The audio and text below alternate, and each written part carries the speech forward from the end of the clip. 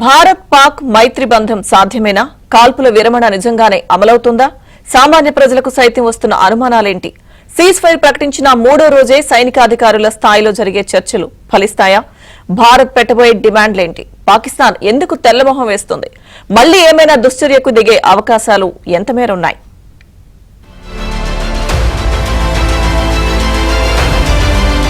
సరిహద్దుల్లో గన్స్ అంతగా పేలడం లేదు. ఉద్రిక్తతలు మాత్రం కొనసాగుతున్నాయి. కాల్పుల విరమణ ఒప్పందం అమల్లోకి వచ్చి 24 గంటలు దాటింది. తొలుత ఓవర్ యాక్షన్ చేసిన పాకిస్తాన్ ప్రస్తుతం దారికి వచ్చినట్లుగా నటిస్తోంది. కాకపోతే పాకిస్తాన్ను నమ్మలేము.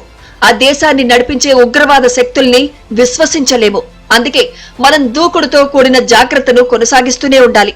అందులో సందేహించడానికి కూడా ఏమీ లేదు.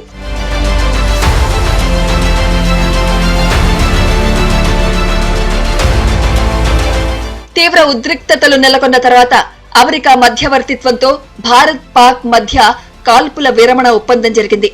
అమెరికా జోక్యంతో ఇరు దేశాలు కాల్పుల విరమణకు అంగీకరించాయి. అయితే అలా ప్రకటన వచ్చిన కొన్ని గంటల్లోనే పాకిస్తాన్ సరిహద్దుల్లో కాల్పులకు పాల్పడి కాల్పుల విరమణకు తూట్లు పొడిచింది. వీళ్ల డిఎన్ఏలోనే మాట తప్పడం ఉందంటూ ప్రపంచవ్యాప్తంగా పాక్ పై తీవ్ర విమర్శలు వచ్చాయి. కాల్పుల విరమణకు తెగబడ్డ పాకిస్తాన్ కు భారత బలగాలు అంతే ధీటుగా బదిలిచ్చాయి. అయితే ప్రస్తుత సరిహద్దుల్లో వ్యూహాత్మక నిశ్శబ్దం కనిపిస్తోంది.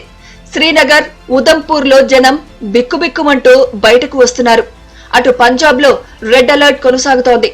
ప్రజలు అప్రమత్తంగా ఉండాలని, పుకార్లు నమ్మొద్దని పంజాబ్ సర్కార్ కోరింది. మరోవైపు యుద్ధ విరమణ ప్రకటన తర్వాత చోటు చేసుకున్న పరిస్థితులను ప్రభుత్వం ఎప్పటికప్పుడు సమీక్షిస్తోంది. माध्यम से मेरा रिक्वेस्ट ये है कि और भी जगह गांव के अंदर, क्योंकि काफी लोग पहले घरों के अंदर थे, तो वो जब खेतों में जाएंगे तो संदिग्ध वस्तु या फिर एक्सप्लोजिव मिलने के चांस है. उसमें एक प्रोटोकॉल की पालना करें, 100 मीटर की दूरी रखें, पुलिस कंट्रोल उनको तुरंत सूचना दें.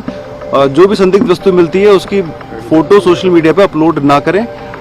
जहां तक बात है अलर्ट की, प्रशासन जो भी आदेश दे उसकी पालना करें. अभी चीजें कंट्रोल है. Thank you so much. ఇరు దేశాలు కాల్పుల విరమణకు అంగీకరించినట్లు అమెరికా అధ్యక్షుడు డొనాల్డ్ ట్రంప్ ప్రకటించారు.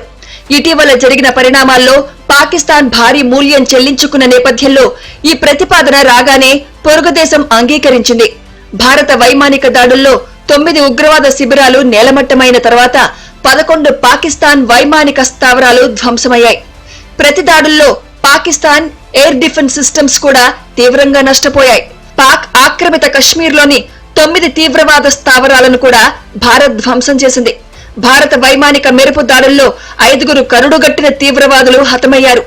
సైనిక పరంగా పాకిస్తాన్ ఊహించని స్థాయిలో నష్టపోయింది.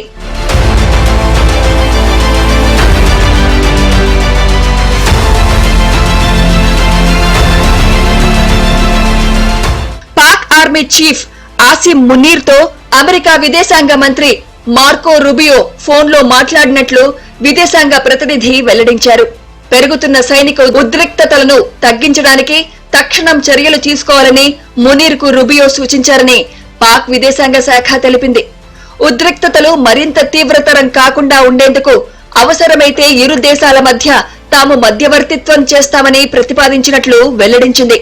ఇదిలా ఉండగా భారత విదేశాంగ మంత్రి జైశంకర్ తోనూ రూబియో ఫోన్లో మాట్లాడారు. భారత్ పాక్ల మధ్య ఉద్రిక్తతలు సద్దుమడిగేలా తక్షణ చర్యలు తీసుకోవాలని రూబియో సూచించారు. ఇరు దేశాల మధ్య వివాదాల ముగింపునకు చర్చలు జరపాలని, అందుకు అమెరికా పూర్తి సహాయం అందిస్తుందని తెలిపారు. ఈ ఫోన్ కాల్ విషయాన్ని జైశంకర్ స్వయంగా ధృవీకరించారు. ఈ సందర్భంగా భారత్ విధానం ఎప్పుడూ బాధ్యతాయుతంగానే ఉంటుందని స్పష్టం చేశారు.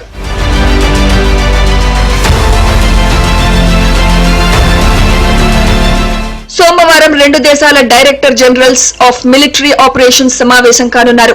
సోమవారం జరిగే సమావేశంలో ఏం చర్చిస్తారు? పాక్ కు భారత్ ఎలాంటి నిబంధనలు విధిస్తుంది అనే దానిపై సర్వత్రా ఆసక్తి నెలకొంది. ఒకవేళ భారత్ ప్రభుత్వ డిమాండ్లకు పాకిస్తాన్ ఒప్పుకోకుంటే భారత్ ఎలాంటి నిర్ణయం తీసుకుంటుంది అనేది కూడా చర్చనీయాంశంగా మారింది. నిజానికి అది మొదటి సమావేశం కావడంతో కాల్పుల విరమణ ఒప్పందం అమలు అంశం ప్రధానంగా ప్రస్తావనకు వస్తుంది. పాకిస్తాన్ చేసిన ఉల్లంఘనలపై మన వైపు నుంచి ఆ దేశ సైనికాధికారులను గట్టిగా నిలదీయనున్నారు. దానితో పాటు సీమాంతర ఉగ్రవాదాన్ని ఎప్పుడు ఆపుతారని అడగబోతున్నారు. ఇంకెన్నాళ్లు ఓపిక పట్టాలని నిలదీయబోతున్నారు. మనం ఇటీవల జరిపిన దాడుల్లో కొందరు ఉగ్ర నేతలు సైతం చనిపోయారు.